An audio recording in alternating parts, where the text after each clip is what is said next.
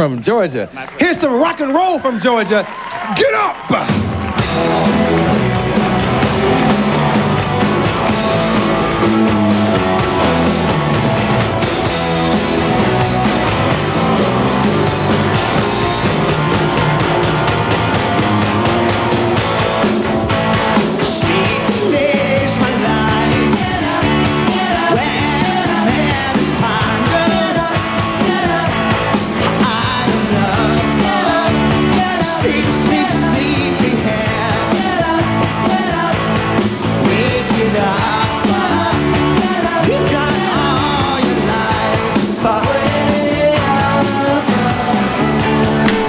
Everyone, welcome to episode 5 of Give It Up for the Band. My name is Evans Nicholson. I'm the host. As always, with me today is Peter Holsapple. Hey, Evans, how are you? I'm great. Thank you for coming. Oh, my pleasure. Being game for this. If you're looking at Peter and you're thinking about his name, which is the coolest name, by the way, hard to forget. It's hard to forget. It's also hard to spell. A lot of people like to add random consonants and what have you. Yeah. So Peter was in the band's DBs, did a short run with R.E.M, Continental Drifters, which is my favorite band that you've been in. Nothing against anyone else, but I love Continental Drifters. I love New Orleans, so we can talk about that. Okay. Yeah, and then your work with Chris Stamey, Yep. Solo work, and that's actually how I met you, was doing a solo. Well, actually, we backed you after the solo record. That's right. You were the drummer for the short-lived band after I released a record, and it was great. We played Festival for the Eno, and we played the HB2 benefit in Winston-Salem, I believe. Yeah, that's right. So it was great. It was the Forest Brothers. That's right, Forest Brothers. Very proud to have you guys with. So. Oh, yeah, thank you. And then Hootie and The Blowfish. Peter played with Hootie, and that's our South Carolina tie. We can talk about South Carolina. So welcome. Thank you. It's nice to be here. I'm happy to talk about all of that stuff. Yeah. Well, why don't we start with where you're from? Now, I know you're not from North Carolina, but you basically claim Winston-Salem as your home, right? Yeah, I was born in Connecticut, but my dad was a banker, and he moved down to work at Wachovia in Winston-Salem. And so when I was 6, I moved in first grade. I guess it's sort of perfect timing. And I grew up in Winston-Salem, and I really consider that home. Yeah. And if I'm not mistaken, Winston-Salem was discovered in 1914 by the Dutch and named after 2 popular cigarettes at the time. Is that right? I think it's something like that. They also call it the Camel City, but that only applies to the dry cleaners, I think. Yeah, actually, I got it backwards. The cigarettes were named after the city, right? No, but I love Salem was the first, apparently the first 4th of July celebration in the United States in 1777, maybe. Wow. Yeah. Nice. It's a kind of an interesting thing. It's beautiful there, though. Yeah. Everybody's from Winston-Salem. Okay, all right. Well, let's talk about that. Everyone. Winston-Salem, growing up in the late 60s and early 70s, we had a very, very healthy band scene. There were so many active groups performing in town, and everybody was starting to write original material, and everybody was being kind of like selective about what they played, you know, and we all, it was like everybody had this sort of same mindset, and we all liked the same kind of stuff, and it was very cool. You know, it was that kind of scene, and it was the kind of scene that eventually people like Murray Attaway from Guadalcanal Diary told me, oh yeah, we down in Georgia, we knew all about Winston-Salem bands, you know. So we had a reputation outside of the state, which was kind of cool. Yeah, yeah. Well, the DBs definitely had a reputation outside of the state. So. Well, that's because we ended up getting, it was all Winston-Salem guys who'd played together in pieces in different bands and stuff, but then we all ended up in New York. Chris had come up there first and had played with Alex Chilton for a while as his bass player, and then he started a group, and I was living in Memphis briefly and was having a tough time getting anything going there. So I went up to New York as well and auditioned on keyboards, and then we started playing. We did that for about 10 years and did a bunch of records. Chris left about midway, but we kept the band going. And it was a great experience. It was a little bit like growing up in public, I guess, you know. Yeah. So, and what better city to do it in than New York? Yeah, yeah. Down by the courthouse. Now it's back. black. This was just this way. I'll say thanks to everyone. Papa's path. There's only one thing when I come from. If you want to chop that life, I like that. Get down to you, down to town. Oh, God, hello. The good ones, the bad ones. Sink it down. And then you guys, did you come? Did the band move back here, or to No, well, here meaning the Triangle area? yeah, sort of in a way. I mean, we're 3 of the 4 of the original guys are back in the area. Chris has a studio in Chapel Hill, Right down the road from here. right down the road from you. you pass I was going to it? say Probably. no. I actually I screwed up with my GPS and I ended up going around Robin Hood's barn to get here, but that's all right. And Will is back in Chapel Hill also, and Will's very superiorly talented wife, Florence Dorr, with whom you have performed. That's right, recently, at Will's behest, is a professor at UNC Chapel Hill and a recording artist as well. Yeah. So Gene is still up in New Jersey, and I don't see him coming back, but Yeah. he's happy there. Yeah, I met Will. I mean, of course, I've seen him play for years, but I met him when I was filling in. And super nice guy. And as we were talking earlier, he's such a great rock drummer. Oh, yeah. And really enjoyed Florence's songs. And as I was listening to them, what Debutante? What's the? I forget. Rebel Debutante. Rebel Debutante. I was listening to that song, and I'm like, this guy, this voice, it's got to be Peter, and it's you. Oh yeah. Yeah, and I I'm like all over that record too. Yeah, I was it's- very, very pleased to be able to contribute. It's great. What I like about that song is it's funky, and I don't know if it's that your vocals are dragging back and like in a cool push pull way, but I think, and I feel like talking about New Orleans, I feel like there's a funkiness, sort of a dirtiness to some of your playing and your singing that you don't always find in straight pop artists. Let me just put it that way. And where do you think that comes from? I think that comes from, I would say you're probably not going to find as much of that like on DB's records, because we were this sort of, hyper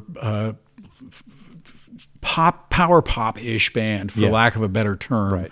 I think everybody in the band really is not pleased with that term, but it is a kind of a thing. Yeah. So insofar as it's that thing, you don't hear as much of that. I mean, Amplifier, I guess, one of my songs is kind of funky.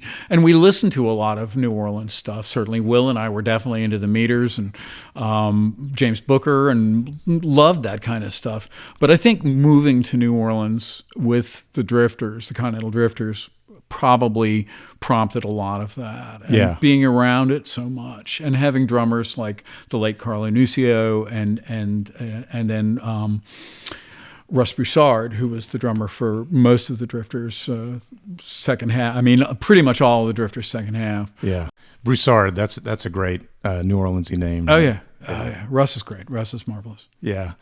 So my mom's from Mississippi. I'll try to keep this short because this is about you, but I have a great New Orleans story.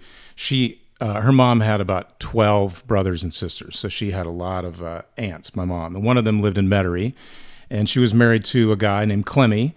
And Clemmy's nephew was a cop in New Orleans. And one of my earliest memories of New Orleans was going down there and riding around in one of my mom's other aunts' Cadillacs, riding around the French Quarter and having Clemmy tell us all these cop stories about the bad stuff that's happening down in the French Quarter.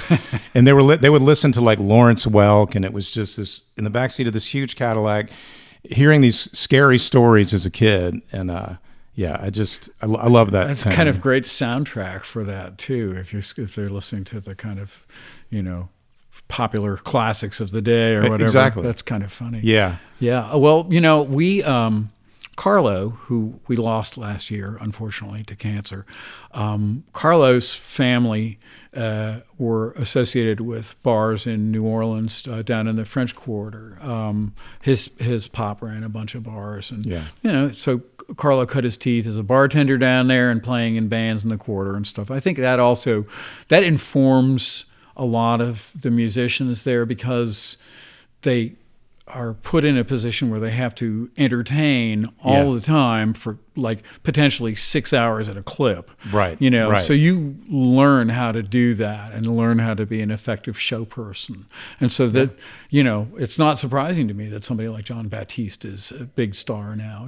I mean, everybody down there sort of cuts their teeth on it. And the ones that kind of escape the gravitational pull of the city and can find themselves in New York or Los Angeles or Nashville, do great things. A dear friend of mine is the bass player for Maren Morris, a woman named Annie Clements, and she's part of a music dynasty in New Orleans. Her dad, Cranston, played guitar for Dr. John for a long time. Cranston Clements, he's awesome, just awesome player. And Annie's an amazing bass player.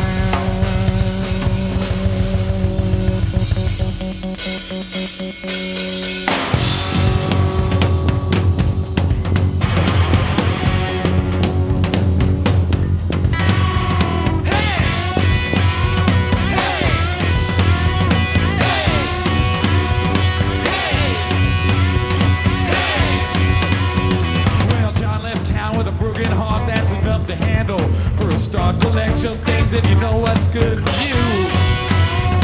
I saw him wander the hills alone. Everybody wondered where he might have gone, but I knew he'd find his way back home to you. So don't worry about John. Don't worry about John. Don't worry about John. He's alright. Well, John is a man I can understand. He only wants to do the best that he can. What anyone else in his shoes would do. I don't get out of my bed at night. No, I don't worry, cause John's alright. Lost in the darkness, I would ask him to see me through. With you. So don't worry about John. Don't worry about John. Don't worry about John. He's alright. So, let's get back to me. Yeah, exactly. Peter, what do you want to talk about? I don't know. We can talk about, you want to talk about the Drifters? I do, yeah. Okay. I do. I'll tell you, the Drifters were a band that I subbed in first. There was a group that Carlo and Mark Walton from the Dream Syndicate had started with some friends in Los Angeles. Gary Eaton, who had played with the Ringling Sisters, Dan Magoo, who was a keyboard player, and Ray Ganeshow, who was a friend of Carlo's from New Orleans. And they had this Tuesday night residency at a club called Raji's on Hollywood Boulevard. Rest in peace, Raji's. It was destroyed during the earthquake. But at the time, it was a really amazing place. A lot of punk bands played through there. You see all these things like Nirvana and stuff with the tinsel background. And, And so, whenever you look, if you look on YouTube and you look for Raji's, RAJI''S, you'll see all sorts of stuff there. But we played there every Tuesday night. And one night, Carlos said, Ray can't make it. Can you come down and sub? We got Dave Catching coming down too. So Dave Catching, who ended up as like Eagles of Death Metal. Who was actually there at the Bataclan during that. So we're very grateful that Dave is with us. Dave's got a great studio out in the desert called Rancho de la Luna. And but it took two of us to cover Ray for that week. And it was like, okay, I can do this, sure. And then I produced them. I did a demo recording with them at a weird little studio in North Hollywood. And we shifted personnel, and we had these wonderful, talented women hanging around the band. Also, Vicki Peterson from the Bangles, and Susan Cowsill from the Cowsills. I'd worked with Susan's brother Barry on a record that has unfortunately never come out, but for another extremely talented guy, and what a songwriter. We all got together all the time, and the bulk of the band lived in a house up in the hills, and we would go up there with a case of Miller Genuine Draft. And, MGD. The drawers were full of like bundles of Camel Cash. Remember Camel Cash? I sure do. I said they were saving up for like the Camel Iron Lung. That's great. How many was that? Like 10,000. More than they generated, I'm afraid. But so between those places, ended up being kind of an interesting unit, and it got to be very big. And we ended up opening for Bob Dylan at the Panchages Theater for a night. I had opened for him solo the night before. It was me, Stephen Wright, and Bob Dylan. Oh my God. I came out there that night. I came out there with a harmonica holder around my neck, and somebody just went, "Bobby!" And I was like, "Okay, I got to take this off." It's like taking a drum solo before Rush comes on. Yeah. No, can't do that. Don't sing in the opening band. Don't sing the headliner's song. Don't cover. I wasn't going to. But anyway, so the Drifters. So then we ended up moving to New Orleans because it felt like Susan and I had gotten together as a couple, and we were thinking Carlo and Ray wanted to move back. As I don't know, Carlo was getting some traction as a session guy there, and he played with Tori Amos and stuff like that, and Emmylou Harris. But the vibe, a lot of times the vibe for New Orleans is it's that gravitational pull I was talking about earlier. Yeah. It's like pulls people back, and Carlo felt really comfortable there, and we moved the band there. And Susan and I had a baby, and so it was a family, and we made a record, and the record got a little traction, and a German label liked it and put it out over there and had us come over, and we toured Germany a bunch of times, and the German audiences really liked the Continental Drifters because we told interesting stories, and we had, a kind of a proto-Americana vibe, if I can say it like that, without sounding like I'm being an elite intellectual about it. I mean, I don't know what you would call it. I mean, it's not power pop, but you look at the pedigree of the artists involved in the band, and there's Dream Syndicate and the Bangles and the Cowsills and the DBs and Sparks, and what does that make? Right.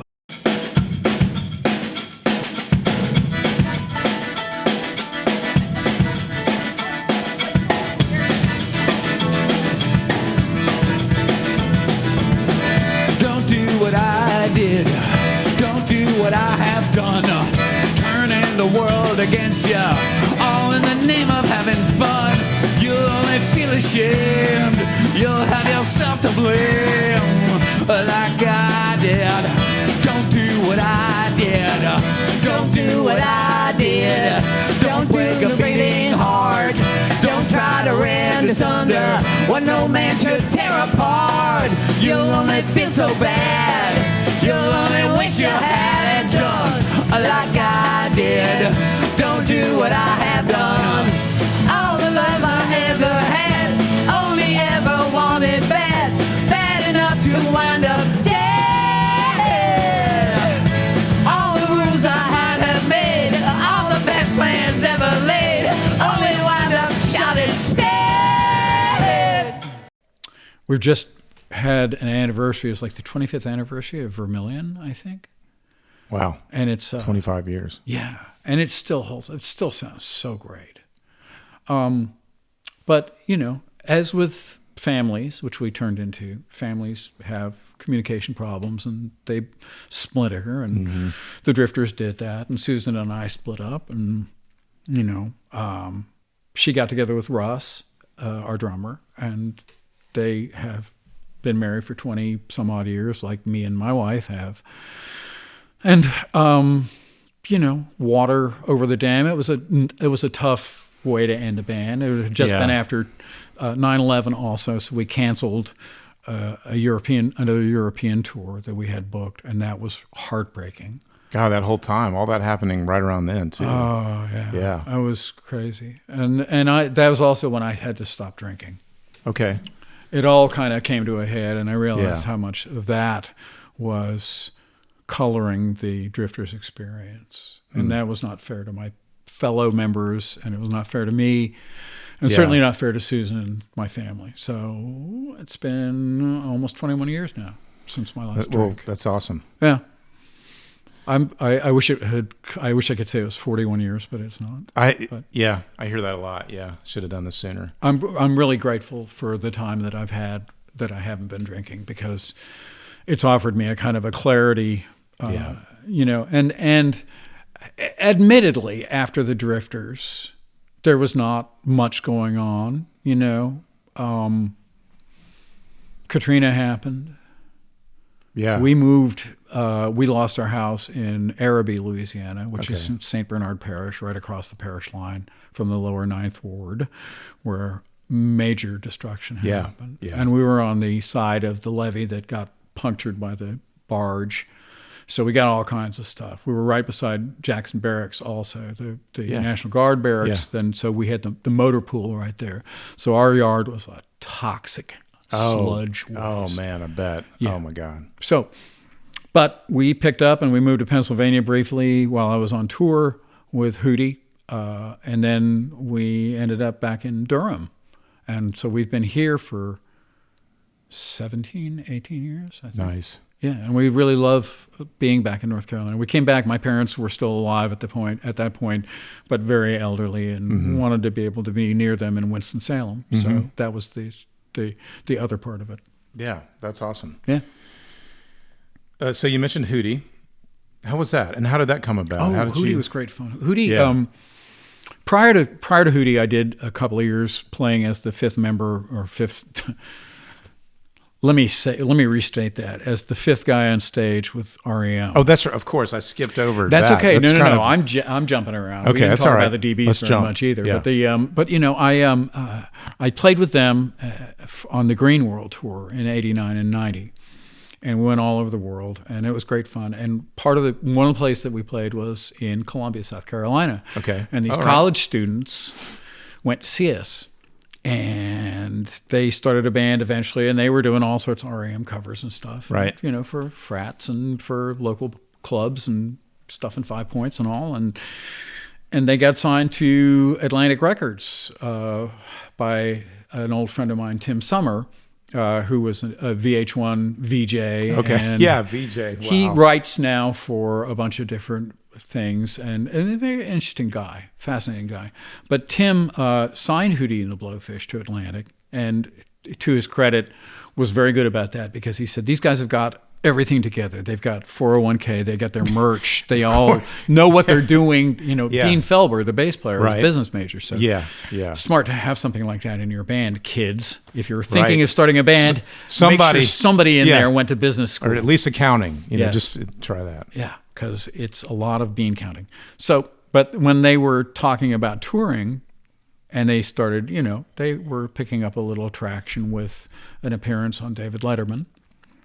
And they'd made their record, but they were like, if we could get somebody to play with us, who would we get? And I said, well, we'd like to get somebody like Peter Holsapple, you know, did with R.E.M., but he's kind of playing keyboards, and he plays guitar, and he plays mandolin, and plays bass, and steel guitar, whatever you need him for. And Tim was like, okay, hold on just 1 second. Gets on the phone. I'm delivering flowers in New Orleans, I think, probably. Pulled a van over between deliveries.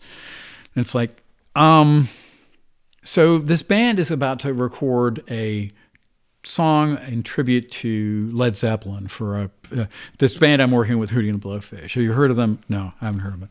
But they're going to cut something at Reflection in Charlotte. Oh, yeah. And would you consider coming and playing on that, playing organ on it? And I'm like, oh, yeah, absolutely. So I picked up and went to Charlotte, and, you know, I knew Reflection. I love Reflection. I'd worked there with Dixon and stuff. And we did Hey, What Can I Do? Which is the B-side to what? The Immigrant Song, I think, or something like that. I played that in my high school band, the Had Matters.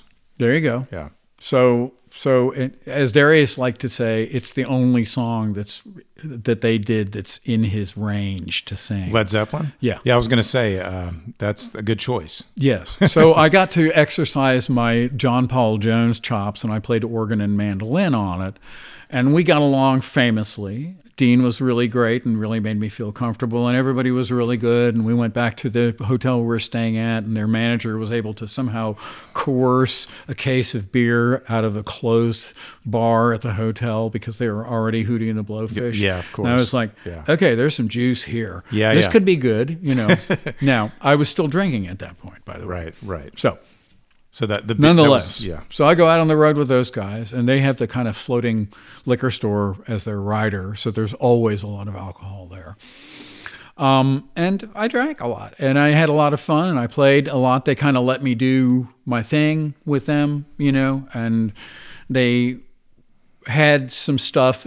John Now, who is a fantastic keyboard player out in Los Angeles and has a great studio work at this point, but he was the guy that played on Cracked Review. And he's really great, and I sort of tried to approximate those parts while leaving a little bit of fingerprints of my own on them. And I think I did. Tough thing to do sometimes. It is. It's trying to find that balance that you want stuff. It's like if you're trying to approximate a record and trying to make it sound like the record, you really have to study the record and get inside of it. You need to do the homework and be respectful of what was been done. Right? Yes. Yeah. And if the group that is doing this, who has recorded said record, is like, well, just do what you're comfortable with, it sort of leaves you in this position of like, well, I could be comfortable with these notes here. Yeah. What do you think? I heard another fella talking on a TV show, trying to tell me how to live and just how I should vote. Says he believes in the sanctity of life. 100,000 died. Tell me, are you sanctified? Now you without sin, pick up that stone. You without sin, pick up that stone. He's turning it over to the other side. He's turning it over now. 'Cause you can't hide all that lies with me. And we did a great tour in 2019, which was sort of like a victory lap for them, I think. Was that the one where you guys were on Fallon? Yes. Yeah. We also did the last week of Letterman. He had us back for that, wow. which was really emotional and very, I'm very sure. great. Yeah. Wow. Yeah. It was really neat to be in the Ed Sullivan Theater. I mean, that's where Beatles, 1964. Yeah, right. I saw that on TV, just like everybody else my age, and I started a band just like everybody else my age. So it was really great being in there. And I looked behind a curtain in the green room, and there's like a framed picture of Topo Gigio, the little Italian mouse that was always one of the guests on Sullivan. And I'm like, this is my day. Wow, I'm so happy. Were you guys just walking around the theater, just sort of taking it all in? No, I think that was the time that we could not do that Yeah. because Michelle Obama was also on. So we had to sort of stay in an area downstairs because of security, obviously. Of course, yeah. So it made sense. But it was, the crazy things I got to do with Hootie and the Blowfish. I played the Ryman Auditorium with them. I played the Apollo Theater in Harlem with them. Yeah. Oh my gosh. I played, all over. I played Shepherd's Bush Empire in London a whole bunch of times, and Hammersmith Odeon the last time.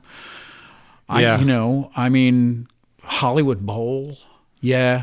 I got to, and granted, I got to do it with R.E.M., but I got to play again at Madison Square Garden with those guys. So I've had a beautiful life working with other artists. Yeah. And still trying to balance out the idea that I am a relevant songwriter somehow. Yeah. Okay. So two things I was thinking when you were saying that. First of all, I've always said music opens doors that other people they can't get into. I mean, it's a way in to experience those things, right? Like I got to play at the White House in the East Room, and that would have never happened. I'm not going to get invited there unless you're in politics. So what you're saying totally aligns with that. And then something else. About the songwriter. What I like about you, and I should say that up to this point, you're guest number 5. I've had 2 drummers and 2 bass players, and the point of this show originally was to give a microphone to those of us who are not in the front line, right? Mm-hmm. But I do both. Exactly, and that's why you're here. You just ride that line. You just talked about playing in a band, right? and with R.E.M. and right. So yeah, let's get back to but you balance that with being a songwriter. So well, how do you? It's a hard balance because if you look at the P&L statements for my career, you would absolutely find that the most income that I've ever gotten has been as sideman. Yep. Yeah. Because that's just how it works, Yeah. I mean, I think, and I could very well be wrong, and it's sort of weird to say this, but with the exception of like Bobby from the Blue Dogs, right? Yeah. A lot of the South Carolina Hootie-centric scene really knows me better from my R.E.M. association, rather than anything that I did with the DBs or the Drifters. I mean, the Hootie guys loved the Drifters, and they knew the Drifters, and they had us open for them. We opened for them at Great Woods in Massachusetts and stuff, and they helped us make Vermilion, and they've always been great supporters. But I think in terms of like the DBs just was sort of like at a time when those guys may have been like college DJs or listening to college stuff, that somehow or other the DBs did not rise to the level of, say, Violent Femmes or, I don't know, Georgia Satellites, but they had hits, I mean, there's different things where the different strata, but, the college radio staples of the Replacements and the Smithereens and Violent Femmes and people along, in that league, I guess. Yeah. Somehow or other, the DBs did not quite make that jump into the people's consciousness. One of the lost records. That's what it says on the website. Oh yeah, great. Yeah, it makes me feel like I'm on a Gilligan's Island. But so you talked about Bobby. Another time we played was at the reunion shows they do every year. The first one, of course, had Hootie. There were 2 nights, and then we had Edwin McCain, and then you came. Maybe the 3rd or 4th year. I want to say I don't know. I mean, it was like the 20th reunion or something for the Blue Dogs. The commemoration of how long the band had been basically. Yeah. Somebody can say that in better words than I can. Well, I tried to get them. I think it started with the 20th, and I tried to get them to say so. The next year would be the 2nd anniversary of the 20th, and the 2nd anniversary of 20th reunion, and the 3rd year would be the 3rd anniversary of the. But they didn't go. Yeah. But that was really fun. Yeah, exactly. You talk about not being able to say that. That's hard to put on a. It was flyer. Truly a lot of fun, and I got to feel like a part of that extended Blue Dogs family with all the great players. The Blue Dogs pack. Oh man, the full-on major. It was like being set loose in a candy store with all that musicianship. Oh, we had that was probably 12 or 15. Charlie, the pedal steel player. Charlie, yeah. That was really fun. Wow. Yeah. So thank you for doing that. My pleasure. But like I say, that was a really nice feeling that again, getting recognized outside of the realm of session guy and being recognized as, worthy songwriting peer. Yeah.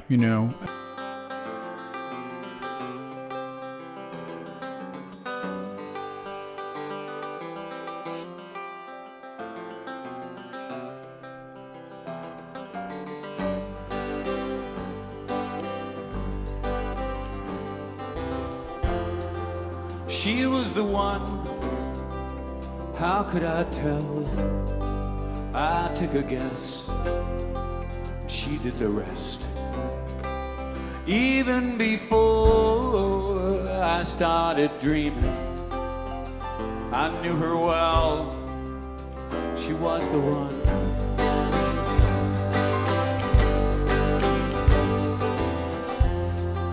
She was the one I've been waiting for, to open the floodgate doors, just to drown on the loving floors.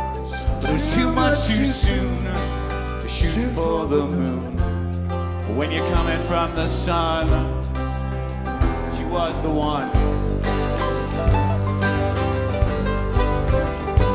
And she was the last to know that I was stocking in for the long haul. 'Cause 'cause I know a good thing when I see one. Lord, and she appeared to be one. She was the one.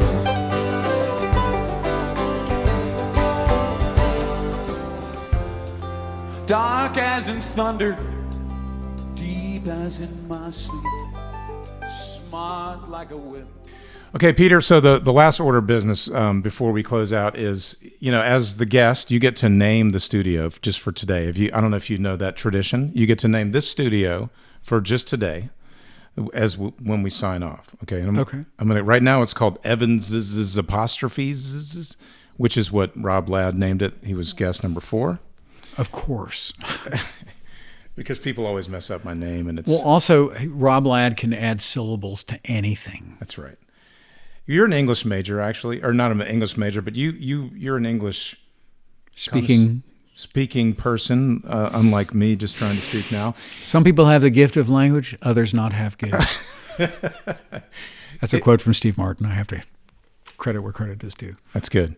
So if this is Evans's cup, Evans with an S is my name. Is the apostrophe after the S? Your name is Evans with an S at the end of it. So the apostrophe would be at the end after the S. Could it also be apostrophe S, another S after it? Yes, that would be New York Times style, not Chicago Manual of Style. Okay, all right. But excellent. in the New York Times, we'll do that. It drives me nuts. But it drives me nuts too, because I always thought it was just one at the end. That's like when you see the sign outside the house that says the Spencer apostrophe S. Yeah. No. Oh my God. Yeah. One Spencer? Certainly the guy printing that was like, or the person printing that was like, is this really what they want? That's like the no regrets tattoo. Well, maybe one. Just the one. I've got a name for you. Okay. All right. Should I say it now? Say it now. Yes. Evans Gate. Evans Gate? Oh, that's great. That's great. Yes. Thank you, Peter. For many different reasons. Yes. Yes. Evans Gate, because there's Kool-Aid downstairs. Fantastic. Yes. Have you had it? I see then there's a big place I can lay down next to Teddy Roosevelt. Tennis shoes, or was that I a should different explain one? that, huh? Teddy Roosevelt is my dog, yes. That's He's right. sitting quietly over there. I'm very patient. Yeah, I told you he'd be good until the guitar drives him nuts, though, so he's going to have to get out of here. Yeah. I've had worse audiences. So speaking of they that, just don't lick my hand while I'm playing. That's the only that would problem. be weird. Evans Gate Studios. Thank you. Episode 5, Peter Holsapple. Thank you for coming out. My pleasure. Thank you for having me. I've enjoyed this tremendously. Thank you. This has felt like summer, but it looked like Christmas.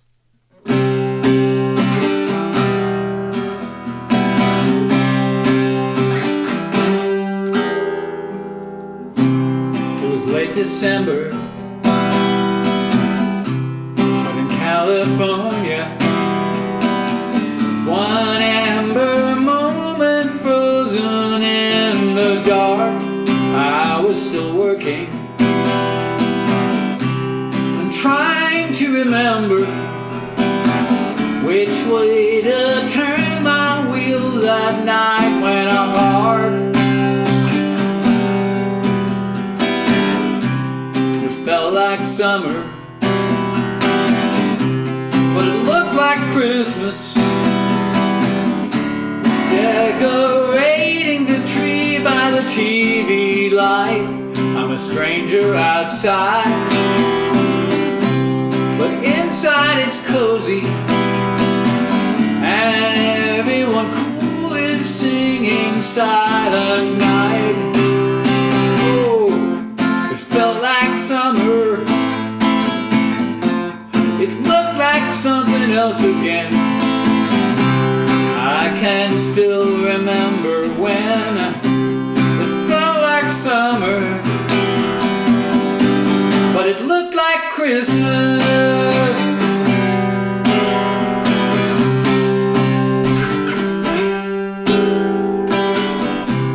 See, I'm used to it snowing, slush and taxi cabs and such, and everything else that goes with New York snow. Here's where I landed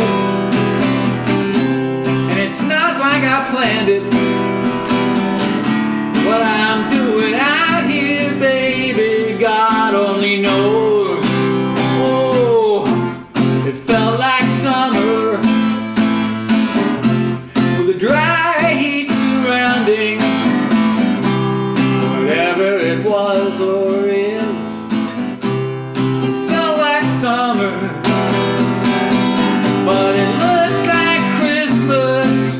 Palm trees sway, it's okay. Out where the wind chimes blow, I miss what I already know, and I always will.